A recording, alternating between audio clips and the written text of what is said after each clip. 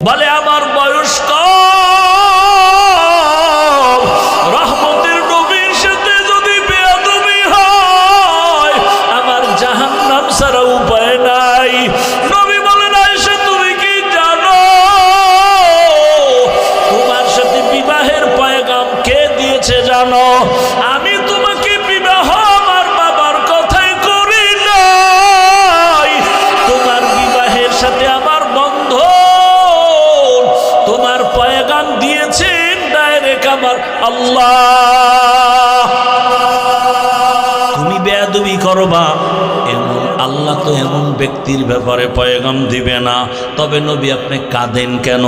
রহমতের নবী বলেন আয়েশা আমার জীবনের একটা ইতিহাস বড় কঠিন, তুমি জানো না। আমার জীবনে দুইটা কথা বেশি বেশি মনে পড়ে গেলে, দুইটা কথা আমার মনে পড়লে আমি বেশি বেশি কান্না করি। ইয়া রাসূলুল্লাহ আপনার সে দুইটা কথা কি?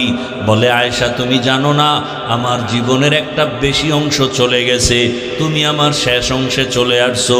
ওই বেশি অংশটা আমার কান্নার ইতিহাস, আমার না খাওয়ার ইতিহাস, আমার উপরে জুলুম অত্যাচারের ইতিহাস, আমার বংশের ভেতরে চতুর্মুখী দুশ্মন। আমি দুনিয়াতে আইসা একবার বাবার চেহারাও দেখতে পারি নাই, বাবা বলে ডাক দিতে পারি নাই। 6 বছরে আমি মা হারিয়েছি, 8 বছরে আমার দাদাও চলে গেল। আমার জীবনে এমন অবস্থা, ডানেও দুশ্মন বামেও দুশ্মন, পেছনে দুশ্মন, চতুর্মুখী দুশ্মন।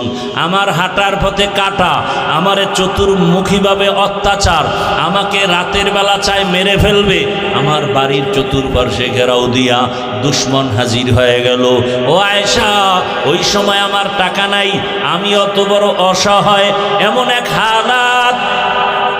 ওই সময় আমার একমাত্র দুনিয়া দারুল আসবাব হিসাবে আল্লাহ আমাকে দুইটা ছায়ার ব্যবস্থা করলেন। আমার জীবনের এক বড় ছায়া আমার চাচা আবু তালিব, আর একটা ছায়া আমার সহধর্মিনী খাদিজা রাদিয়াল্লাহু আনহা। ছিল সে আরবের বড় ধনী নারী।